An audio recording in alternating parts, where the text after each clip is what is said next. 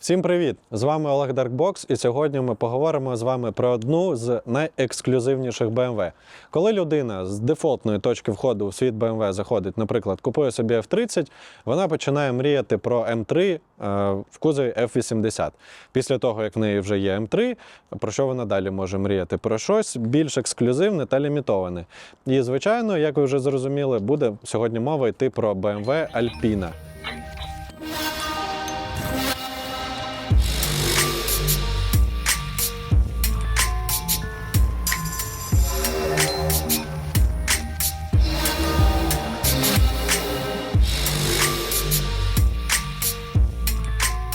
Давайте вам трошки, буквально в двох словах розкажу про компанію Alpina. Це те, що я чисто знаю, без гуглів, без всяких підказок і довгих спічів.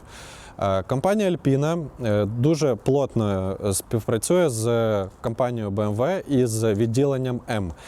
Їм доступні абсолютно всі результати технічних випробувань любих двигунів, шасі, підвісок, гальм і так далі.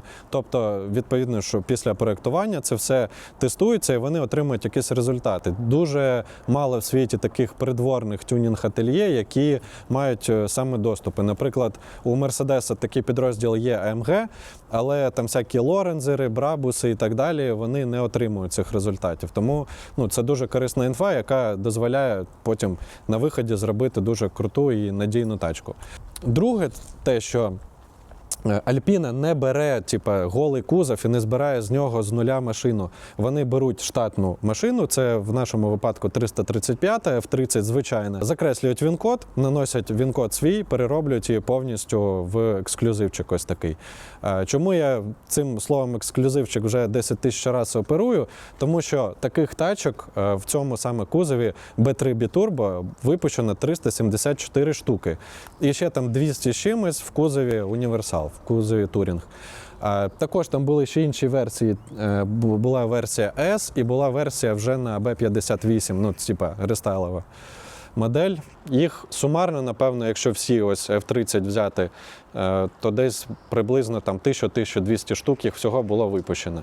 Тому так, справжній ексклюзивчик. І що ще цікаво, що каталоги Alpina недоступні вам в загальному доступі. Ви коли купуєте тачку, у вас є PDF-файлик або ваш персональний менеджер, який займається підбором деталей для вашої Alpina. В каталогах BMW ви не знайдете цієї машини, і саме цей каталог, який дає Alpina, в ньому не весь, абсолютно весь спектр запчастин по машині, в ній саме ті деталі, які відрізняють її від звичайної F30. І саме по цим деталям ви орієнтуєтесь при підборі. І там, звичайні, трошки урізані BMW номера, тому з цим є моменти, але розібрати з цим дуже легко. Давайте пробіжимося по відмінностям, які саме зміни Alpina вносить в звичайну F30 для того, щоб називалась вона Alpinою. І почнемо ми з салону, бо там, на мою думку, найбільше змін, які тільки можуть бути.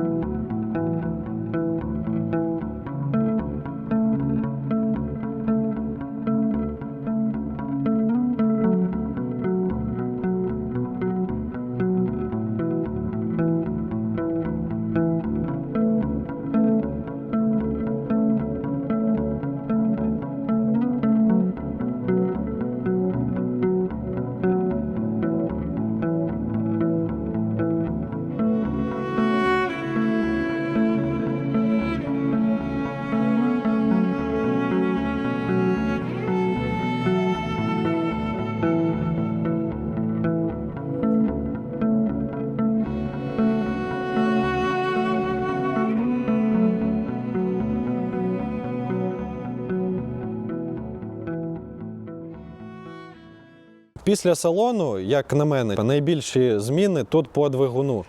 Цей двигун, давайте я його покажу, базується на N55 моторі, але тут дві турбіни, тут інший блок, інша головка, інші розподільчі вали, інший пластик облицювання.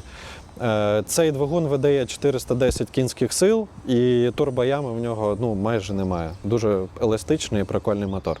Також збільшена потужність, відповідно, потребує кращої рульошки і кращого гальмування. Тому по ходовій частині тут спеціальні пружини Eibach, які вони спеціально роблять для Альпіни. Наразі на цій машині їх немає, тому що вони доволі жорсткі і доволі низькі. Тому попередній власник захотів їх видалити, але є плани їх повернути назад на машину для того, щоб вона була повністю комплектна. Та сама історія стосується і колісних дисків. Вони зараз в фарбуванні, і буде друга частина відосу про цю машину, коли вона вже буде виглядати так, як би мені хотілося її бачити. Повернемося до машини. В ній електрична підвізка, яка змінює свою жорсткість в залежності від режиму їзди. Типу в спорті вона супер жорстка, про аморти я маю на увазі. І краще керується, в комфорті вона, відповідно, супер м'яка, про керованість розмови не йде.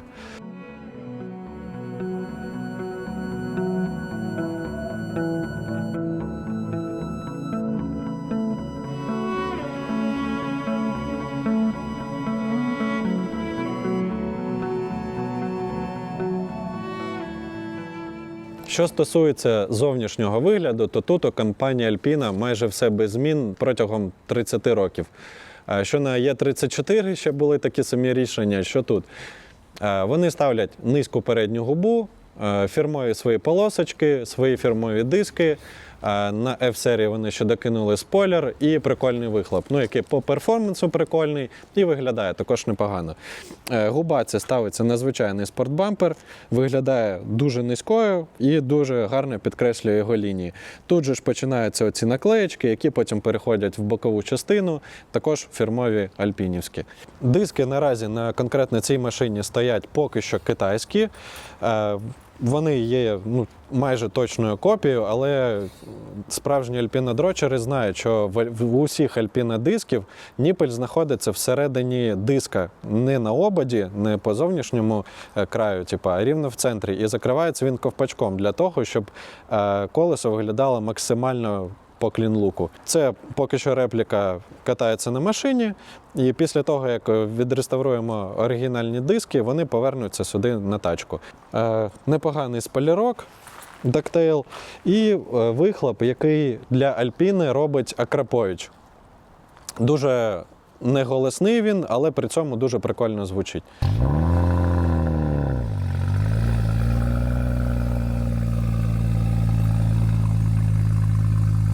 Які плани на цю машину? По-перше, як я вже сказав, що це реставрація дисків, тому що на них була бордюрка, на них була вже дуже втомлена резина, тому диски поїхали, по-перше, в рихтування, наварювання кантику і в фарбування порошком. Після цього взуваємо їх в нову гуму і по ним питання закривається. Далі, як тільки машина до мене потрапила, я ж таки думаю, треба ж її зразу красивою зробити. Відвожу хлопцям в детейлінг, я її забирав, там був дощ, така дуже погана погода, як зараз.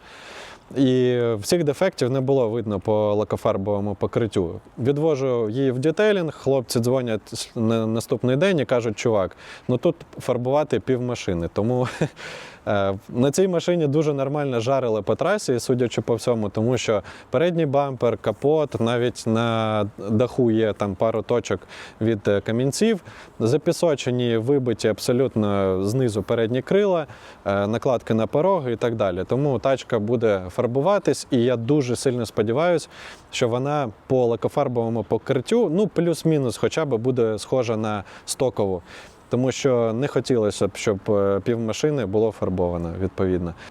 Поліровка, кераміка, і по технічці ми міняємо пружини. Тачка буде повністю обслужена. Ще коли вона була в нас, до речі, у попереднього власника, але в нас обслуговувалась. Ми поміняли масло в задньому редукторі, масло в коробці, масло в двигуні. Дуже багато моментів по технічній частині ми вже закрили в рамках даркбоксу.